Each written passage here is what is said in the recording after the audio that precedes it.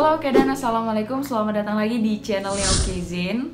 Di video kali ini aku bakal bahas salah satu dukun yang sempat buat geger Indonesia, bahkan sempat jadi sorotan dunia juga nih guys. Dan kebetulan juga dukun ini tuh satu kampung sama keluarga aku. Jadi dulu tuh mamaku, abang aku juga sempat datang ke lokasinya si dukun ini waktu kebongkarnya kedok kejahatan dia. Rame juga sih waktu itu yang nengok, karena emang kelakuan si dukun ini sangat-sangat gak manusiawi coy. Bahkan udah banyak kali memakan korban jiwa. Nah selengkapnya kalian bisa nonton video ini sampai habis. Yang belum subscribe, ayo silahkan subscribe dulu. Selamat nonton.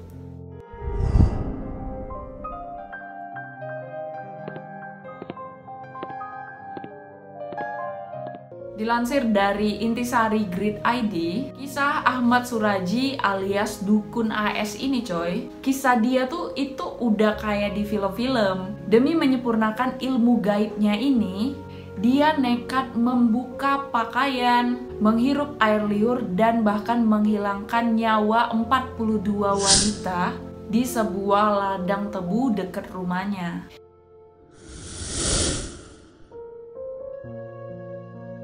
Jadi awal mulanya suatu malam si dukun AS ini dia mimpi didatengin nih sama mendiang ayahnya. Dia dapet kayak bisikan gaib gitu. Nah bisikannya itu berupa kalau dia itu bakal diwarisi ilmu yang sakti. Nah katanya ilmu itu tuh nggak bakal terkalahkan sama siapapun gitu.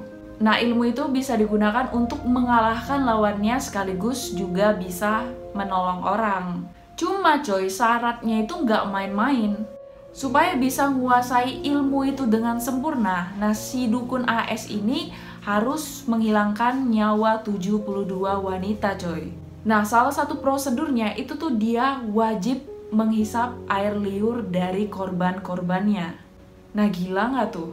Karena syarat-syaratnya ini cukup berat bagi dia, nah dia itu sempet kayak bimbang gitu, kayak bingung gitu. Dia itu pengen kali, bener-bener pengen punya ilmu itu. Apalagi ilmu itu tuh katanya bisa untuk nolong orang kan. Setelah dia pikir-pikir dalam hatinya, akhirnya dia mutusin gak ada salahnya buat mengorbankan sejumlah nyawa coy. Karena niatnya itu pada tahun 1997, akhirnya masyarakat Indonesia itu dibuat geger di sebuah ladang tebu di Dusun Aman Damai, Kecamatan Sunggal, Kabupaten Deli Serdang, Sumatera Utara, yang dimana daerah situ juga gak jauh dari rumahku ya. Polisi menemukan 42 jasad yang dimana sebagian jasadnya itu udah jadi tengkorak coy. Semuanya itu perempuan yang gak pakai baju. Diperkirakan umurnya itu dari sekitar 13 tahun sampai kurang lebih 27 tahun. Jadi emang kelakuannya si dukun AS alias Ahmad Suraji ini bener-bener gak main-main ya coy ya.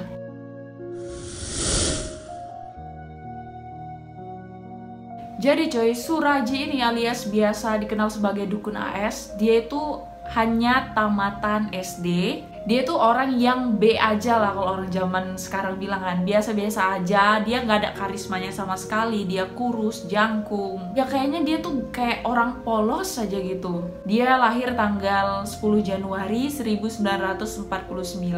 Dukun AS ini merupakan anak pertama dari dua bersaudara, dari pasangan Jogan dan Sartik. Sebenarnya coy, si dukun AS ini terlahir bukan dengan nama Ahmad Suraji, tapi dia itu terlahir dengan nama Sagimin.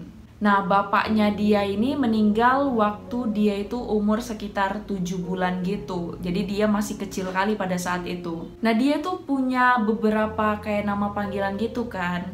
Di tempat dia tinggal, dia tuh dikenal sebagai nama Nasib Kelewang. Karena waktu kecil si dukun AS ini pernah ngalamin hal yang gak enak. Dia tuh pernah kecebur sumur. Dia dipanggil Nasib sama orang di sekitar rumahnya itu karena dia selamat dari kejadian dia nyemplung ke sumur itu. Jadi entah buang sial, entah gimana, gak tahu lah. Pokoknya nama dia itu diganti lah. Sementara nama Kelewang itu dibuat karena dia tuh dulu sering mencuri lembu, dan kemana-mana dia tuh suka bawa kelewang itu dari umur 12 tahun coy. Jadi dari dulu juga si Dukun AS ini emang punya kebiasaan kayak mempelajari ilmu-ilmu yang kayak gitu. Ya bisa dibilang ilmu-ilmu perdukunan lah ya kan. Dia tuh belajar dari buku-buku mendiang bapaknya, mendiang ayahnya. Jadi ayahnya juga dulu tuh seorang dukun semasa hidupnya.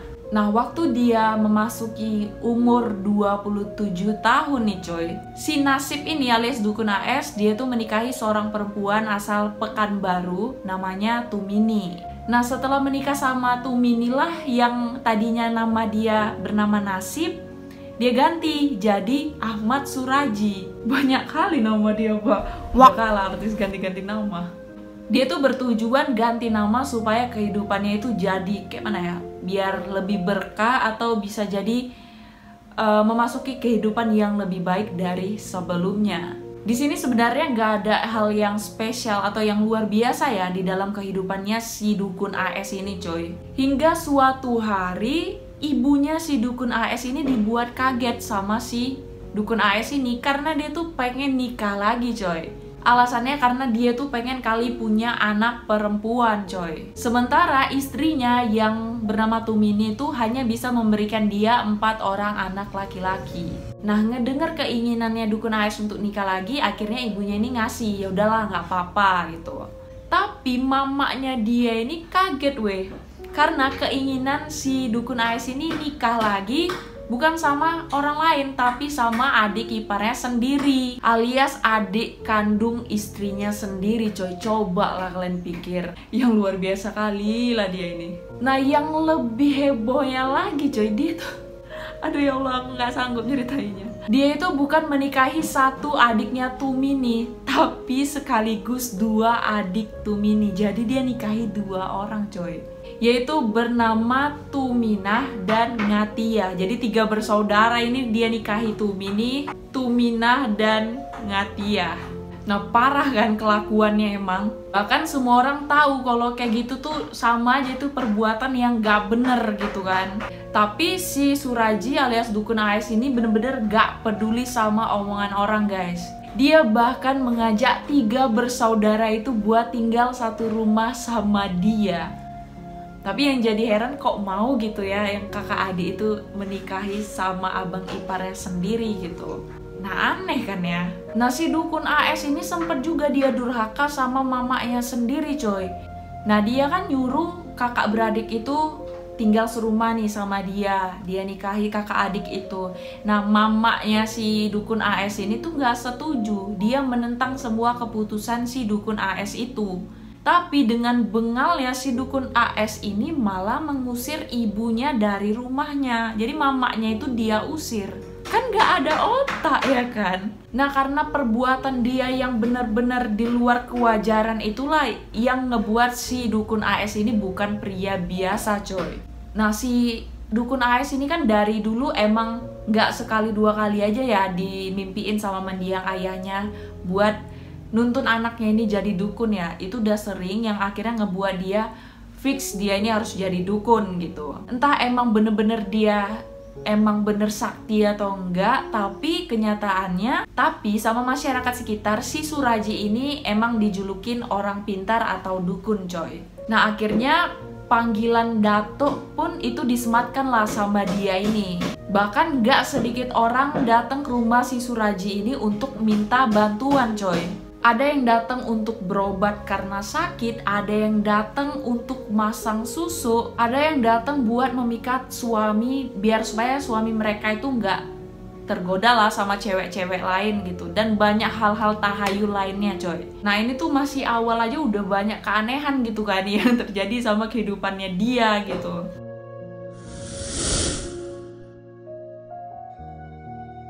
Nah, ada seorang perempuan, sebut aja namanya Yanti ya.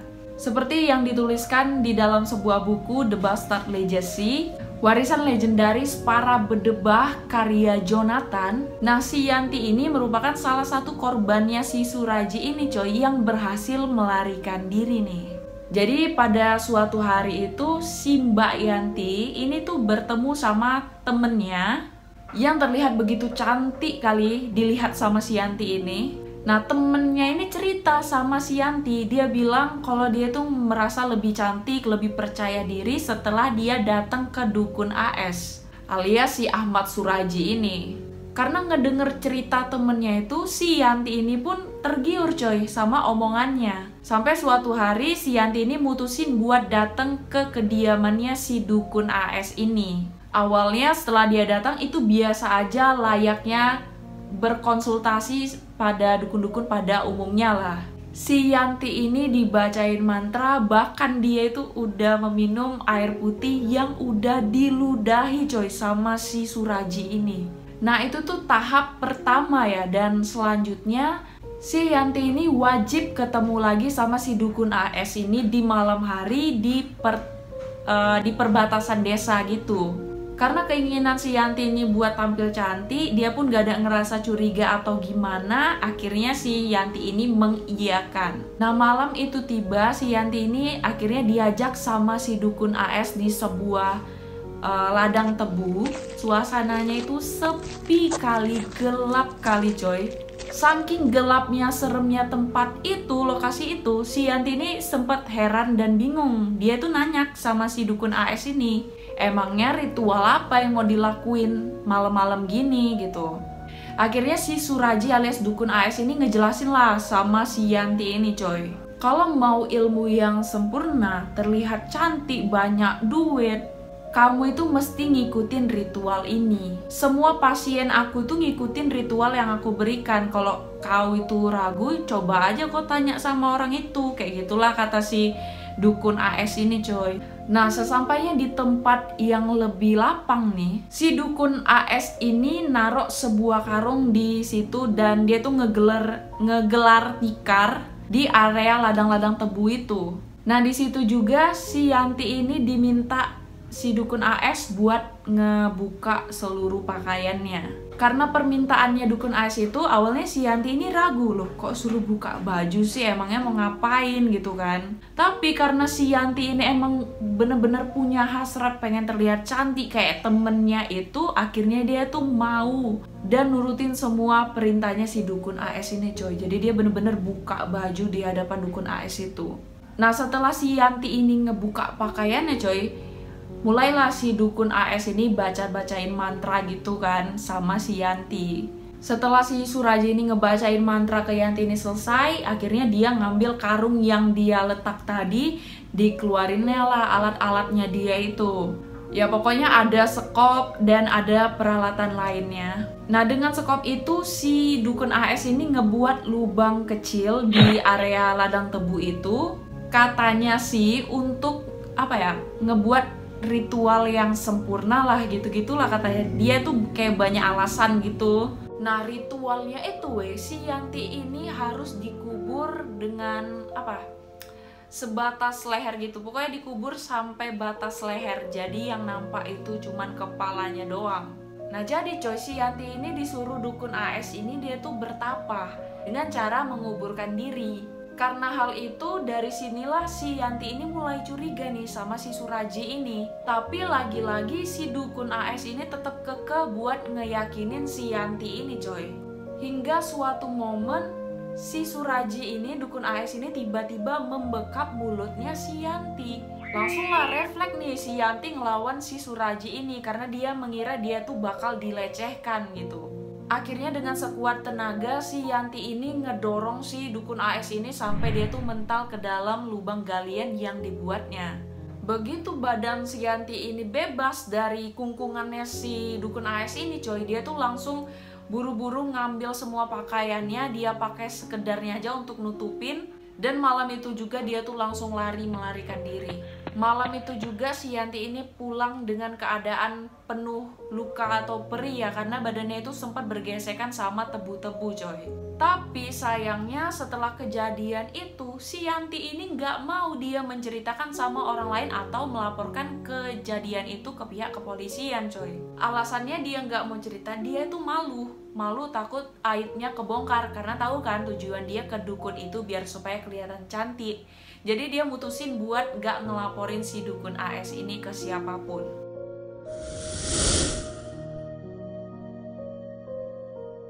Nah, suatu sore itu tanggal 27 April tahun 1997, Dusun Aman Damai itu dilanda kehebohan yang luar biasa, coy.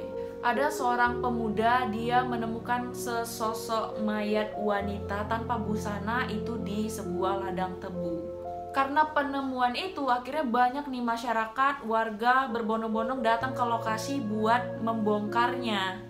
Suasana itu tambah panas ketika ngedenger kabar ada seorang warga bernama Sri Kumala Dewi, umurnya sekitar 21 tahun pada saat kejadian. Nah, si Kumala Dewi ini ternyata udah menghilang dari rumahnya itu sekitar kurang lebih 3 hari. Nah, warga di situ takut kalau sebenarnya mayat yang mereka temukan itu adalah mayatnya si Sri Kumala Dewi ini.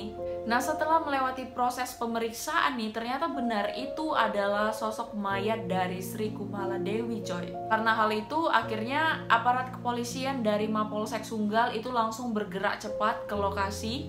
Nah, setelah diselidiki nih, ternyata sebelum si Sri Kumala Dewi ini menghilang, kata warga setempat, dia itu sempat berantem sama suaminya yang bernama Tumin, bahkan mereka itu udah pisah ranjang, coy. Nah, karena hal itu, orang tua dari Sri Kumala Dewi ini yakin kalau yang ngebunuh anaknya itu adalah suaminya. Karena orang tuanya tahu kalau pada saat sebelum hilang itu anaknya berantem sama suaminya gitu. Karena untuk keperluan penyelidikan, akhirnya si suaminya Sri Kumala Dewi itu ditahan sama pihak kepolisian. Karena polisi ini nggak sekali dua kali nanganin kasus-kasus kayak gini kan, pihak kepolisian itu nggak terlalu memburu nafsunya gitu untuk menangkap pelaku. Apalagi berdasarkan penyelidikan lanjutan, beberapa tahun sebelumnya ternyata ada penemuan mayat wanita di sebuah ladang tebu. Nah, kasus itu terpaksa diberhentikan karena pihak kepolisian itu kekurangan bukti, coy.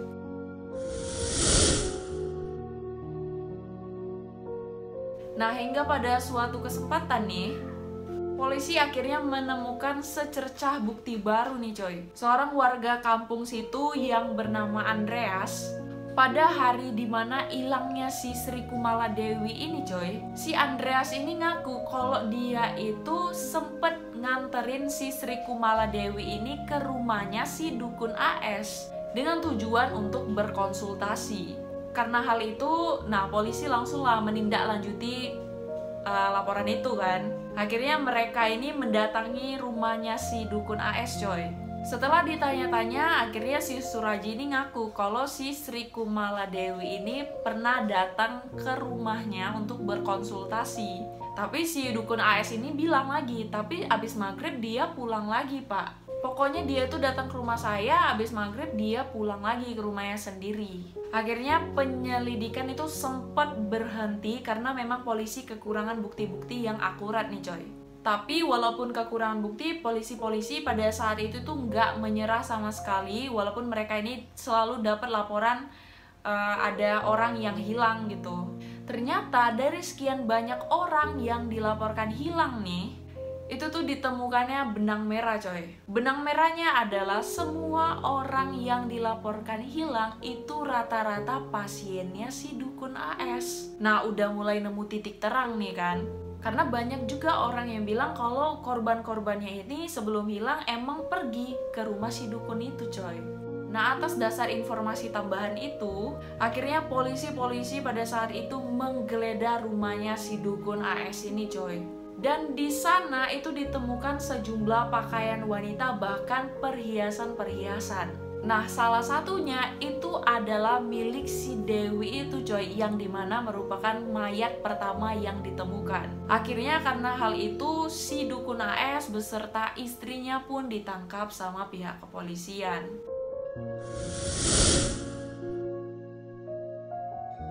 Nah, lewat dari proses yang panjang, muncullah sebuah pengakuan nih dari si Dukun AS ini. Dia memang mengaku udah membunuh si Dewi ini, coy. Tapi polisi ini nggak berhenti stuck sampai situ doang. Polisi ini terus menginterogasi si Suraji ini sampai benar-benar jujur dan ngaku. Ternyata, coy, memang benar si Dukun AS ini bukan hanya membunuh si Dewi itu. Pertama, dia tuh ngaku kalau dia itu udah membunuh 16 wanita. Nah polisi masih nggak percaya juga nih, pasti ada lagi nih. Akhirnya didesak terus, akhirnya ngakulah dia. Dari 16 wanita ngaku lagi dia jadi 42 wanita yang udah berhasil dia hilangkan nyawanya. Karena pengakuannya itu, para penyelidik itu langsung kaget kan, sebanyak itu yang dia hilangkan nyawanya gitu. Sampai-sampai penyelidik itu nanya nih ke dukun AS, untuk apalah kau ngilangin nyawa orang sebanyak itu gitu kan. Akhirnya di hadapan polisi, di hadapan penyelidik, si dukun AS ini ngaku coy kalau dia itu ngelakuin hal sebejat itu buat mendapatkan ilmu sakti. Bisikan gaib yang diterimanya pada malam hari itu memerintahkan dia buat menghilangkan nyawa 72 wanita plus menghirup air liurnya coy. Jadi dia tuh ya gitulah, menghirup air ludah korbannya sendiri. Gila nggak tuh kan? Kejahatan yang dilakukan dia itu udah masuk kategori pembunuhan berantai ya. Ternyata itu tuh dilakukan dari tahun 1986 sampai 1997. Nah yang jelas selain membunuh orang lain, si Suraji ini mengambil barang-barang milik korbannya coy. Kayak perhiasan dan lain-lain yang berharga pada saat itu. Dan ternyata waktu dia melakukan aksi bejatnya ini, ternyata dia tuh dibantu sama istrinya. Tapi nggak semua istrinya nih yang ngebantu dia. Jadi yang ngebantu dia itu hanya istri tertua ya, alias istri pertamanya si Suraji ini. Nah berdasarkan pengakuannya dia, kalau istri kedua dan ketiganya itu nggak terlibat dalam kasusnya dia, akhirnya istri kedua dan ketiga itu disuruh pulang sama polisi. Sementara istri tertuanya yang bernama Tumini itu akhirnya ikut ditahan di kantor polisi coy. Ya pokoknya mendekam lah dia itu di tahanan.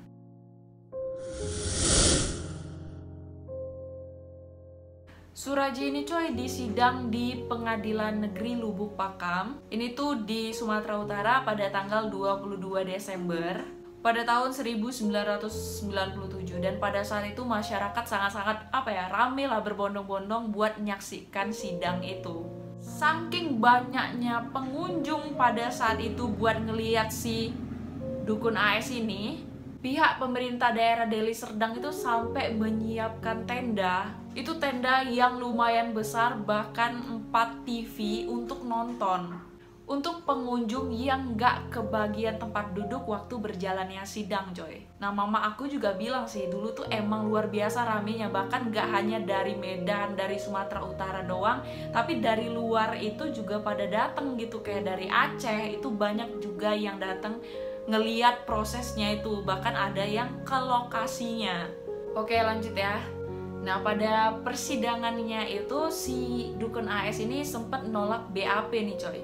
Dia sempat nolak laporan BAP-nya polisi. Dia itu membantah udah menghilangkan nyawa 42 wanita. Nah alasannya dia tuh bilang, Pak, waktu saya diinterogasi saya ngaku menghilangkan 42 nyawa perempuan, itu tuh karena ada bisikan gaib di telinga saya, kata dia gitu. Alasannya tuh karena dipaksa polisi. Jadi dia tuh ngaku kalau udah 42 gitu. Nah hal sama itu juga diucapkan sama istrinya si Tumini. Dia ngebantah tuduhan karena udah bekerja sama dengan suaminya sendiri dalam menghilangkan nyawa-nyawa perempuan itu coy. Semua tuduhan yang dia terima selama di pengadilan, dia beranggapan kalau itu adalah sebuah kebohongan besar karena dia katanya sama sekali nggak ada bekerja sama suaminya. Persidangan itu pun berlangsung dan dilakukan secara maraton. Hingga pada persidangan tanggal 24 April 1998, majelis hakim akhirnya menjatuhkan putusannya coy. Si Ahmad Suraji ini alias dukun AS akhirnya dijatuhkan hukuman mati. Nah di situ juga langsung penuh sorak suara penontonnya. Ada juga yang bahkan bertepuk tangan saking senengnya si Ahmad Suraji ini dihukum mati coy. Nah anehnya lagi coy, dimana-mana kan yang namanya tersangka kena hukuman mati pasti takut, cemas, nangis gitu kan, hal-hal yang manusiawi lah gitu. Tapi anehnya si dukun AS ini dia kalem be aja gitu, santai aja, dia nggak ada takut, nggak ada nangis, ya flat aja gitu mukanya, bener-bener aneh nih orang. Bahkan parahnya lagi, dia tuh sempet ngelempar senyumannya dia ke arah kamera yang ngefoto dia gitu. Bener-bener dia tuh kayak santai gitu. Nah, ketika ditanya sama hakim bagaimana sikap Anda setelah ngedengar putusan ini, akhirnya si Ahmad Suradji alias Dukun AS ini bilang kalau dia itu minta banding, coy. Sikapnya si Suradji ini ternyata didukung sama mamanya dia sendiri, karena mamanya yakin dia itu nggak bersalah. Kata mamanya, saya tuh nggak percaya kenapa setelah sekian tahun kok baru terungkap gitu. Kalau korban terakhir si Dewi, ya saya percaya mungkin anak saya yang melakukannya. Tapi kalau korban-korban yang sebanyak itu, mamanya dia tuh nggak percaya kalau itu perbuatannya si Dukun AS ini, coy. Tapi ya wajar ya kalau mamanya nggak percaya, ya namanya juga ibunya gitu kan. Nah, ibu mana ya kan yang mau ngelihat nasib anaknya kayak gitu. Jadi wajar aja sih kalau emaknya ini ngebela anaknya gitu.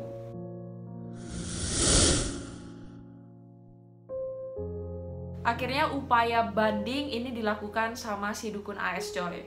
Tapi pengajuan bandingnya itu ditolak sama pengadilan itu sekitar tanggal 27 Juni 1998. Demikian juga kasasi ke Mahkamah Agung itu juga ditolak.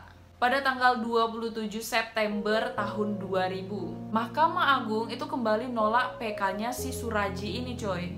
Pada tanggal 28 Mei 2003. Dukun AS tetap dijatuhkan hukuman mati, sementara istrinya si Tumini itu dijatuhkan hukuman seumur hidup. Dia akhirnya mendekam di lapas Tanjung Gusta Medan seumur hidupnya. Nah, selama menunggu pelaksanaan eksekusi hukuman mati nih, si Dukun AS ini tetap terlihat tenang dan sabar. Biasa aja sih, dia kayak gak ada takut-takutnya gitu. Sehari-hari dia di lapas, dia tuh kayak memelihara ikan di kolam di area lapas kelas 1 di Tanjung Gusta Medan. Si Dukun AS ini juga ya dibimbing secara rohani lah. Dan selama dia ditahan, dikabarkan dia itu telah membuang semua ilmu-ilmunya, ilmu kebatinannya ya, coy ya. Pada saat itu juga ngaku kalau si Dukun AS ini sempat ngerindukan keluarganya. Dia pengen kali kumpul sama istri dan 9 anaknya ini kayak dulu lagi gitu kan. Tapi ya udah, inilah yang dinamakan nasi udah menjadi bubur ya. Yang udah dia lakukan itu nggak bakal ngebuat kehidupan dia itu kayak dulu lagi, karena gimana pun ini adalah kesalahannya dia gitu. Sempat juga si Dukun AS ini bilang, aku khawatir kalau anak dan istri aku percaya kalau aku ngelakuin itu gitu. Nah, waktu tahun 2008, tahun itulah diumumkan kalau si Suradji alias Dukun AS ini bakal dihukum mati, coy. Dari situ dia mulai ngerasain resah dan gelisahnya dia karena dia tuh bakal dihukum mati. Karena dia mengetahui hal itu, akhirnya dia tuh sempet stres gitu karena ketakutannya. Nah, sebelum eksekusi mati, si Suradji alias Dukun AS ini, coy, dia punya permintaan terakhir nih. Dia minta sama pihak kepolisian untuk diberi kesempatan untuk bermesraan sama istri tertuanya, si Tumini itu. Akhirnya permintaan itu dikabulkan sama pihak kepolisian. Nah, pada tanggal 10 Juni 2008, akhirnya eksekusi mati itu dilaksanakan. Sekitar jam 10 malam, jam 12.00, akhirnya si Suradji ini dihadapkan di depan 12 orang anggota regu tembak, coy. Nah, akhirnya saat itu juga tiba 3 peluru itu akhirnya bersarang di dadanya si Dukun AS ini. Yang dimana 3 peluru itulah yang menjadi akhir perjalanan hidupnya si Dukun AS, coy. Perjalanan seorang dukun yang divonis mati sama pengadilan karena sudah membunuh puluhan nyawa wanita hanya karena obsesinya yang memiliki ilmu sakti. Nah, itulah tadi mengenai kisah Dukun AS alias Ahmad Suradji yang dimana kelakuannya itu sangat-sangat gak manusiawi, yang bener-bener sadis hanya karena alasannya dia itu mendapat bisikan gaib dari mendiang ayahnya untuk membunuh puluhan wanita untuk mendapatkan ilmu yang sakti. Semoga kalian yang nonton video ini bisa ambil hikmahnya ya, coy ya. Ya kalau hidup yang wajar-wajar aja lah. Apalagi tindakan menghilangkan nyawa orang lain itu sangat-sangat dilarang agama maupun negara gitu.